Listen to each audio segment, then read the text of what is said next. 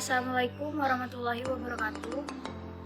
Saya perwakilan dari kelompok 5 akan mempresentasikan tentang peran motivasi dalam pembelajaran. Saya sendiri Melia Putri sebagai moderator, Muhammad Masrur sebagai pemateri 1, Dinda Triseptian sebagai pemateri 2, Maurifan Maulana pemateri 3, Moh Sofwanul Hakiki pemateri 4, Nur Aini pemateri 5, dan Moh Darwis kesimpulan. Baik, terima kasih kepada moderator yang telah memberikan waktunya. Pertama, saya selaku pemateri pertama pada kesempatan kali ini akan menjelaskan tentang motivasi belajar dan pembelajaran. Secara psikologis, belajar adalah suatu proses yang dapat menimbulkan perubahan, baik dari segi tingkah laku atau kecakapan. Sedangkan pembelajaran adalah suatu kegiatan yang dilakukan seorang pendidik atau guru terhadap peserta didik untuk merubah tingkah laku dan sikap ke arah yang lebih baik. Klasifikasi motivasi belajar menurut Sardiman dibagi menjadi dua. Pertama, motivasi intrinsik, dan yang kedua, motivasi ekstrinsik. Motivasi intrinsik adalah kegiatan belajar yang memang timbul dari diri sendiri. Misalnya karena ingin mempunyai prestasi yang dihasilkan, mempunyai keinginan untuk mencapai cita-cita. Sedangkan motivasi ekstrinsik adalah suatu kegiatan yang timbul dari dorongan orang lain. Misalnya belajar untuk memperoleh pujian dari orang yang penting, guru atau orang tua, belajar karena meningkatkan gengsi sosial atau lain sebagainya. Menurut Hamzah Biuno, motivasi belajar diklasifikasikan sebagai berikut. Pertama, adanya hasrat dan keinginan untuk berhasil. Yang kedua, adanya dorongan dan kebutuhan dalam belajar. Yang ketiga, adanya harapan dan cita-cita di masa depan. Yang keempat, adanya penghargaan dalam belajar. Yang kelima, adanya kegiatan yang menarik dalam belajar. Dan yang terakhir, adanya lingkungan belajar yang kondusif. Mungkin hanya itu yang dapat saya sampaikan. Selanjutnya saya pasrahkan kepada pemateri yang kedua. Terima kasih. Wabarakatuh. Saya Dinda Triseptian absen 45 selaku pemateri akan menjelaskan tentang fungsi dan peran motivasi dalam belajar. Fungsi motivasi belajar menurut Wina Sanjaya yaitu sebagai pengarah tingkah laku yang ditunjukkan setiap individu pada dasarnya untuk memenuhi kebutuhannya atau untuk mencapai tujuan yang telah ditentukan. Dengan demikian, motivasi berfungsi sebagai pendorong usaha dan mencapai prestasi. Adanya motivasi yang baik dalam belajar akan menunjukkan hasil yang baik. Fungsi motivasi belajar menurut Sardiman yaitu mendorong manusia untuk berbuat bermaksud, yaitu sebagai penggerak setiap kegiatan yang dilakukan. Menentukan arah perbuatan ke arah yang ingin dicapai. Maksudnya yaitu motivasi dapat memberikan arah yang harus dikerjakan sesuai dengan urusan tujuan. Selanjutnya, menyeleksi perbuatan. Maksudnya yaitu motivasi dapat menentukan perbuatan yang harus dikerjakan. Dari kedua pendapat di atas dapat disimpulkan bahwa fungsi motivasi dalam belajar adalah sebagai tenaga penggerak untuk mendorong, mengarahkan, dan menentukan seseorang. Peran motivasi belajar menurut Hamzah Biuno yaitu menentukan prestasi belajar, memperjelas tujuan belajar, menentukan ketentuan belajar. Dan peran motivasi belajar menurut Siregar dan Nara, yaitu motivasi merupakan pergerakan psikis yang menimbulkan kegiatan belajar dan menjamin keberlangsungan belajar demi mencapai suatu tujuan. Memegang peran penting dalam memberikan gairah, semangat, dan rasa senang belajar. Bagaimana fungsi dan peran motivasi di era pandemi ini, sedangkan kita berada di sistem pembelajaran secara daring. Sementara model pembelajaran daring ini sebenarnya telah dikembangkan sejak tahun 2013 sebagai alternatif pembelajaran. Artinya, sebelum adanya wabah virus ini, Indonesia telah mengaplikasikan metode tersebut, tetapi tidak semua lembaga yang mengaplikasikannya, terutama sekolah-sekolah yang berada di pedesaan. Dengan adanya wabah virus ini membuat dan mengharuskan seluruh sekolah, perguruan tinggi, dan lembaga pendidikan lainnya menggunakan metode pembelajaran daring tanpa terkecuali, dengan tujuan agar proses pembelajaran tetap berjalan meskipun harus dilakukan di rumah masing-masing. Keadaan ini tentu saja memberikan dampak pada kualitas pembelajaran siswa dan juga guru yang sebelumnya berinteraksi secara langsung dalam ruang kelas, sekarang harus berinteraksi dalam ruang virtual yang terbatas. Guru dituntut memberikan pengajaran yang baik, menciptakan suasana yang kondusif untuk belajar, dan secara kreatif dan inovatif menggunakan media belajar yang menarik agar siswa dapat memahami materi pembelajaran dan tujuan pembelajaran dapat tercapai. Selain itu, motivasi belajar siswa juga berperan dalam keberhasilan pembelajaran. Proses pembelajaran akan mencapai keberhasilan apabila siswa memiliki motivasi belajar yang baik. Oleh karena itu, motivasi belajar sangat penting untuk dimiliki oleh setiap siswa, baik motivasi intrinsik maupun ekstrinsik. Iklim belajar yang diciptakan pembelajaran daring turut mempengaruhi motivasi belajar siswa. Jika dalam pembelajaran luring, guru mampu menciptakan suasana kelas kondusif untuk menjadi motivasi belajar siswa agar pembelajaran dapat tercapai, karena iklim kelas memiliki pengaruh yang signifikan dengan motivasi belajar. Namun, kondisi pembelajaran daring menyebabkan guru kesulitan untuk mengontrol dan menjaga iklim belajar karena terbatas dalam ruang virtual. Kondisi ini menyebabkan motivasi belajar siswa dapat menurun, bahkan mempengaruhi hasil belajar siswa. Pembelajaran online diberlakukan untuk semua lembaga pendidikan, banyak mengalami perubahan, salah satunya adalah pada motivasi belajar siswa, terutama pada siswa jenjang SD.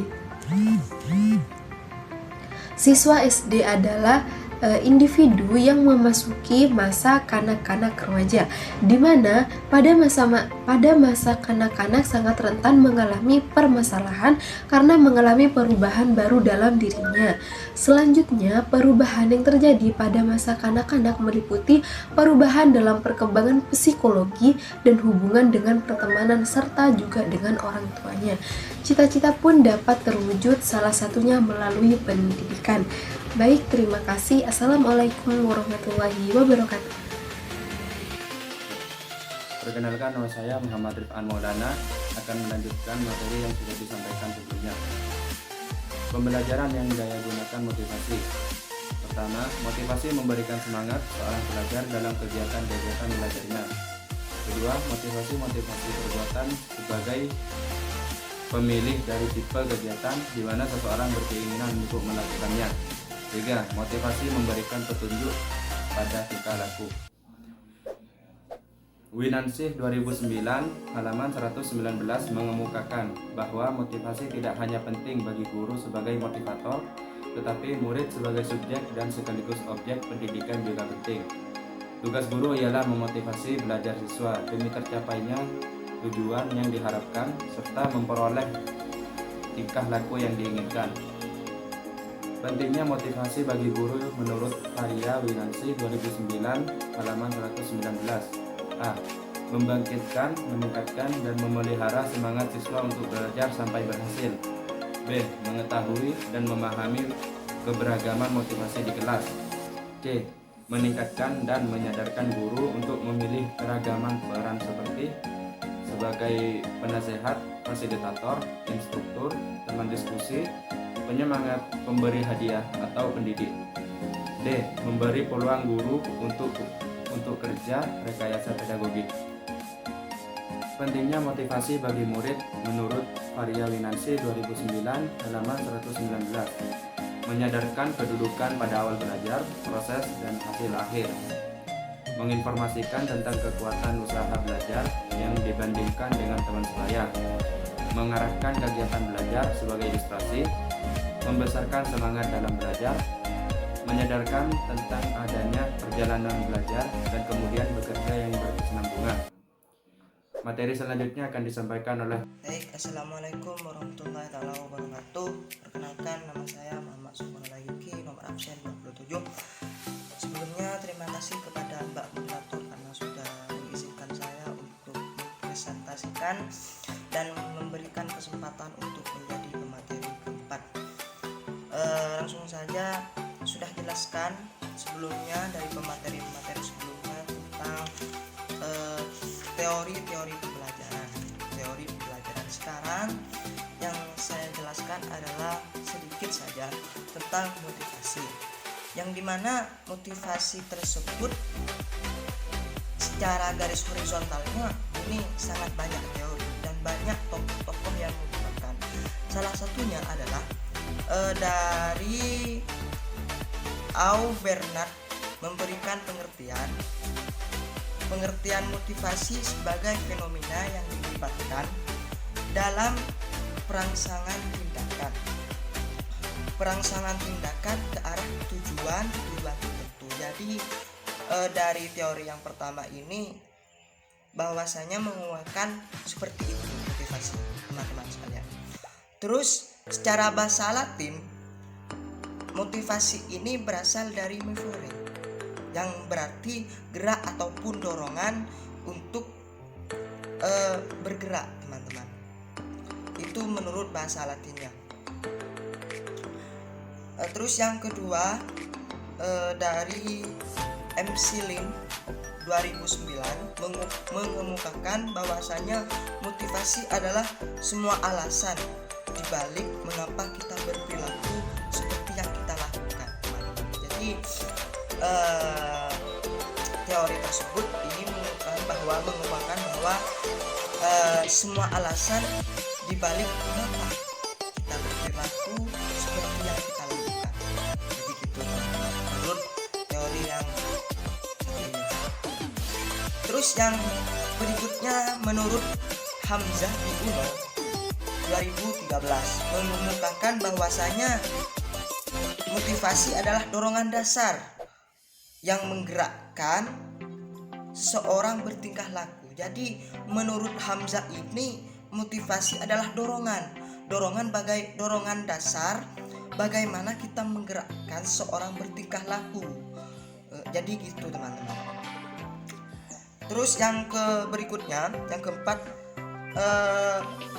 ada teori MC Donald yang mengemukakan bahwasanya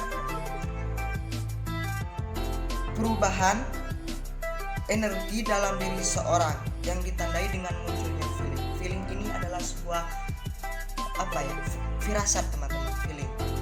Jadi ada istilah feeling, itu adalah firasat seseorang yang munculnya rasa feeling dan didahului dengan tanggapan terhadap adanya tujuan. Jadi munculnya feeling dari seorang ini, terus ada ada sebuah tujuan untuk bertingkah laku, teman-teman. Begitu menurut teori MC Donald. Terus yang berikutnya, MC Donald juga ada mengandung konteks 3 elemen penting dalam motivasi, teman-teman. Yang pertama itu motivasi mengawali terjadinya perubahan diri. Jadi perubahan diri setiap individu manusia. Jadi perubahan diri pada setiap individu manusia itu adalah salah satu elemen penting bagi motivasi, teman-teman. Terus yang kedua, motivasi ditandai dengan munculnya rasa feeling. Jadi kembali kepada apa yang sudah dikemukakan oleh MC Donald tersebut. Terus yang ketiga, motivasi akan dirangsang dengan tujuan. Jadi motivasi yang ketiga ini, elemen penting yang ketiga ini adalah motivasi akan dirangsang karena adanya tujuan. Terus adapun secara konkret ataupun esensinya, motivasi ini merupakan sebagai dorongan. Bagaimana dorongan tersebut merupakan suatu gerak jiwa dan perilaku seorang untuk berbuat. Jadi dorongan-dorongan itu yang membuat manusia itu akan bergerak jiwanya untuk melakukan suatu tujuan. Begitu, teman-teman. Nah, setelah kita tahu dari beberapa teori-teori motivasi dan secara esensialnya ataupun secara konkretnya motivasi, juga ada prinsip-prinsip motivasi, teman-teman. Jadi ketika sudah kita mengetahui tentang apa itu motivasi, sekarang prinsip-prinsipnya sudah dijelaskan menurut Kenneth H. Hoffer dalam Hamalik 2011 di antaranya sebagai berikut, teman-teman. 1. Pujian lebih. Jadi prinsip-prinsipnya yang pertama itu adalah pujian. Bagaimana pujian tersebut bisa mengantisipasi adanya timbulnya nanti motivasi-motivasi yang memberikan kita ini merupakan suatu tujuan, teman-teman. Jadi pujian ini lebih efektif daripada hukuman, teman-teman. Jadi banyak sekali termasuk dalam diri saya itu ketika kita sudah menemukan motivasi, yaitu prinsip yang pertama itu adalah pujian. Jadi bagaimana pujian tersebut berperan penting untuk kita memotivasi dalam diri kita, teman-teman. Ya, begitu dengan pemaparan saya kali ini. Terus yang kedua yaitu motivasi mudah menjalar kepada orang lain. Prinsip yang kedua ini adalah motivasi mudah menjalar. Istilah menjalar ini apa namanya itu? Berpengaruh, bukan hanya berpengaruh sih. Menjalar ini adalah suatu bagaimana orang yang satu itu, orang yang kedua itu ikut kepada yang satu itu, teman-teman. Itu namanya itu mudah menjalar kepada orang lain. Terus prinsip-prinsip motivasi tersebut kita bisa baca sendiri di halaman 140. Ternyata ada sekitar 17 prinsip yang dikemukakan oleh Hamzah, teman-teman. Hanya ini yang dapat saya sampaikan. Kurang lebihnya saya mohon maaf yang beribu-ribu maaf. Kalau ada kesalahan dari saya pribadi, kalau ada benarnya, itu semua adalah kodrat Allah Subhanahu wa taala. Wallahu muwaffiq ila aqwamit thoriq. Wassalamualaikum warahmatullahi wabarakatuh. Perkenalkan, nama saya Nur Aini Aprilia selaku pemateri kelima. Saya akan melanjutkan penjelasan dari teman saya yang tadi. Di sini, saya akan membahas tentang strategi menumbuhkan motivasi belajar. Yang dimaksud dengan strategi adalah cara atau siasat yang digunakan untuk mencapai tujuan yang telah ditetapkan. Strategi yang digunakan guru biasanya itu bervariasi, seperti metode ceramah, tanya jawab, diskusi, kerja kelompok, dan metode pemberian tugas. Hanya saja, terkadang masih terdapat beberapa penghambat yang menjadikan guru kurang maksimal dalam menggunakan metode tersebut, serta kurangnya cara menumbuhkan motivasi belajar siswa. Terdapat beberapa cara untuk menumbuhkan motivasi, seperti melalui cara mengajar yang bervariasi, mengadakan pengulangan informasi, serta memberikan stimulus baru terhadap peserta didik, sehingga nantinya peserta didik itu akan terangsang untuk belajar. Menurut Sardiman, ada beberapa bentuk dan upaya untuk menumbuhkan motivasi dalam kegiatan belajar di sekolah, yaitu yang pertama, memberi angka, yang kedua, hadiah, yang ketiga, memberikan pujian, yang keempat, saingan kompetisi, yang kelima, hukuman. Sedangkan menurut Umar Hamalik, upaya dalam memotivasi siswa belajar dapat diupayakan dengan strategi sebagai berikut. Yang pertama itu ada modeling. Siswa suka memperoleh tingkah laku baru bila disaksikan atau ditirukannya. Yang kedua ada komunikasi terbuka. Di sini, siswa itu lebih suka belajar bila penyajian terstruktur, supaya pesan-pesan guru terbuka terhadap pengawasan siswa. Yang ketiga ada novelty. Siswa lebih senang belajar bila diberikan sesuatu hal yang baru atau masih asing baginya. Menurut Geck dan Berliner, dia menyarankan sejumlah cara menumbuhkan dan meningkatkan motivasi siswa tanpa harus melakukan reorganisasi kelas secara besar-besaran, yaitu melalui yang pertama ada pergunakan pujian verbal, yang kedua pergunakan tes dalam nilai secara bijaksana, yang ketiga ada merangsang hasrat siswa untuk belajar.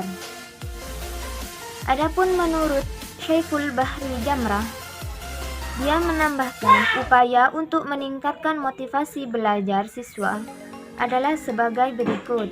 Yang pertama, menggairahkan anak didik. Yang kedua, memberikan harapan realistis. Yang ketiga, memberikan insentif.